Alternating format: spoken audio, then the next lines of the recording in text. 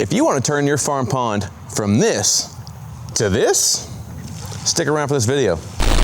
All right, everybody, another video here.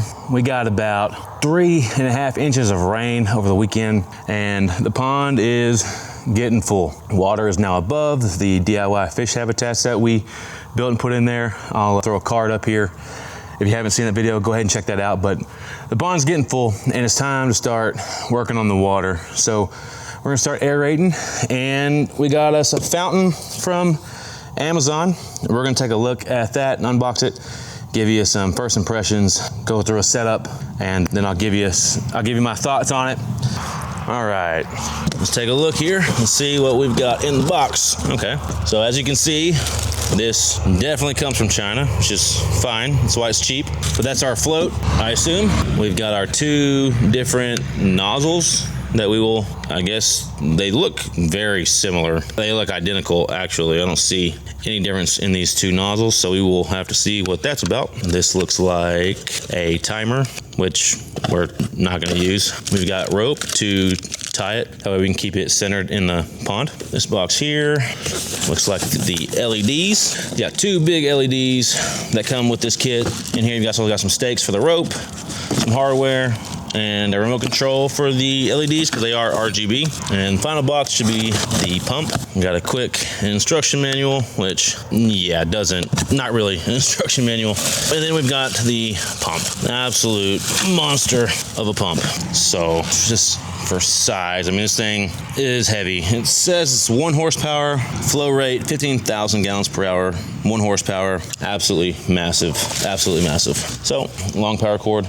This will be a 100-foot cord. We will test that out as well. And as you see here, has 2 leads. These are for the RGB LEDs. So 1 power cord is gonna power the pump, I guess it's gonna feed power through the pump to hit our lights as well. I'm not using this timer, it's a piece of junk. I'm gonna power it off of an Alexa enabled switch. Most of the stuff in the house is powered via Alexa or controlled via Alexa. Now I can set up some schedules for the pump to run. I don't really need it running 24/7. So the way that this works, it should be pretty simple. We would feed the cords through like this, and this is really just kind of locks in there. Oh, you know what I bet it is? Yeah, scratch that, guys. That's not at all it. The instruction manual does not tell you anything that you need to know about it, by the way. Yeah, it has no information whatsoever. This goes like this, so that catches it and floats. Nozzles just screw in there. That is how that works, and that's it. That's all there is to it. They're supposed to send 2 separate nozzles. I think they sent me 2 of the same ones, it looks like, which I'll be honest, it's fine. I don't know that I care, but it's probably worth noting that, you know, they're supposed to have 2 nozzles and I only got 1. I just have 2 of them. Now, what I don't understand exactly is how these mount. Are they supposed to mount to the light, or to the pump? They could work just like that. I don't really think they need to mount to the float. Yeah, I think these could mount just like that. Oh yeah, there's a little wrench, everything. Cool. Yeah, actually, that actually makes a lot of sense. If these just mounted right here, yeah, there's a little groove here that perfectly fits around that neck of that pump. That's probably exactly what that's intended for. The instructions, like I said, guys, it doesn't tell you anything about any of this stuff. So we are winging it, but that's okay. This pump on Amazon at my time of purchase was, I think, $289 for the version. Hang on, cars. The version with the LEDs cost me $289, which, if you have shopped for pond pumps before, you know that's extraordinarily cheap.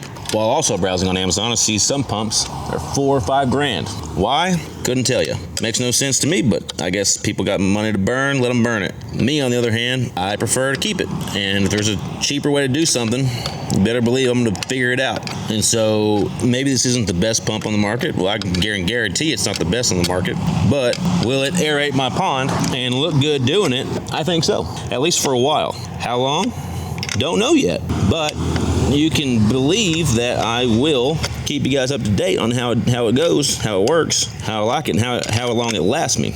But you can also get this version that it's the same pump, it just doesn't come with the lights. It's only $199, and for $200, you get the big pump set up. Everything but the lights. And the lights is an added thing, guys. Like, you don't need the lights. Lights is literally just for me because shit just looks cooler with the light on it. I don't know, but that's, you know, that's my preference. I think it looks cool, so that's why we're doing it. Yeah, it just kind of goes together just like that. And I'll get this next one put on and I'll pour it back and we'll get it in the pond. So that's the lights. I'm gonna adjust the angle of the lights a little bit. I have a feeling just pretty much shining them almost straight up, maybe at a slight angle. It's gonna look the best as water's cascading out. And I'm just gonna use the provided Allen. The cool thing is, guys, I didn't bring any tools out here with me, and it came with everything I need to get this knocked out real quick. So all I used was the provided wrench and the provided Allen key to button all this stuff up. So I mean, that and my pocket knife to open the box.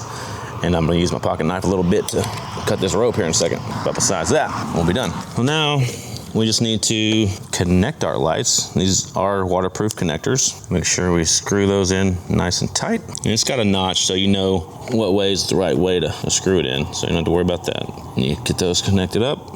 Cool. That'll stay out of the water. And that's pretty much what you've got set up there. And now what we need to do is tie off our rope. It's got some little, you know, this side where the camera can see, some little notches right here. You can just poke right through it, thin plastic. You can attach your rope. And you're just gonna tie your rope from one side to the other to hold it in the middle of the pond. And so I don't know how long it needs to be, but we're gonna figure that out here in just a second. With that all taken care of, I would tie a couple good knots in it just to make sure you don't really want it to come undone. And if it does, it's not the end of the world. It's not gonna lose it. You can always go out there and get it, but tie a couple good knots for good measure. So give me a second here. I'm just trying to kind of mark with my eyes the distance across the pond, understanding that the pond is not completely full yet, so I need to account for when the water is at the highest. And we can always come out here and make adjustments to the rope lengths and all that good stuff as needed. That, get a cut here. There we go. That one's cut. And I'm gonna do the same thing for the other side. Start off with a good knot at the base. All right, same thing and walk this off. Sun is definitely setting, losing daylight. So what we've got now, the fountain has been running overnight to aerate the water. And it's been running for probably 12 to 14 hours now. Water should be pretty aerated. We intend to only run this pump at night, but for the time being, we're gonna add some bacteria to the pond. Since it's new, we need to get a good bacteria base established. This is a product I found on Amazon. It had really good reviews. They've sold a ton of it. It's made in the USA. This is a 50-50 mix of beneficial bacteria as well as blue dye. The application for this is 1 container per acre of water, 4 to 6 feet deep. Our pond is about 8 to 10 foot deep at the deepest part. It's not completely full right now. I'd say right now at its deepest part, it's probably 5 to 6 feet. It's definitely less than an acre, but this is it's brand new. We want to get a good bacteria base established. And so I'm just going to dump the entire container. I'll put a link to this on Amazon. I'll also do kind of a future review on this, let you know how it worked, what we thought about it. The company recommends that you do this twice a year, in the spring and in the fall. So we will see what we think. But let's go ahead. The instructions are just to pour it around the base of the pond at the shoreline. And then we're gonna leave the pump running to kind of mix that in. And here we go. Oh boy, really blue, huh? Wow. And we're gonna go do some over here. I kind of want to go all the way around the pond. Oh boy. This is a lot bluer than I thought it was going to be. Right, that's beautiful now.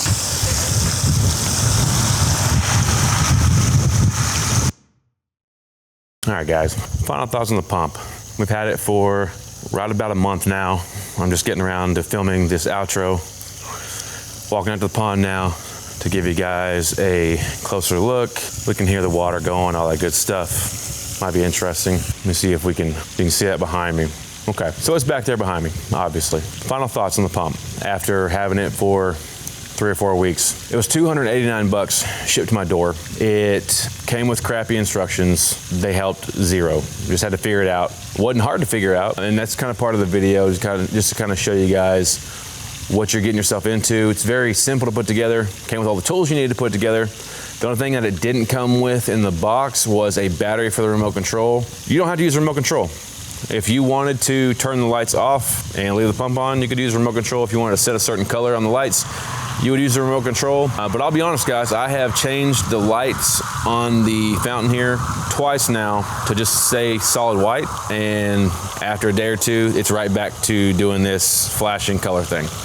So something about resetting the power. It's got memory built in to a point, but after a couple of days of switching on and off, it goes back to the RGB mode, so I just kind of left it there and it doesn't bother me a bit. So just know that. And if you decide you didn't want the lights, well, you can get the pump without the lights for $1.99 on Amazon, which is a hell of a deal. For our size pond, this does plenty of aeration.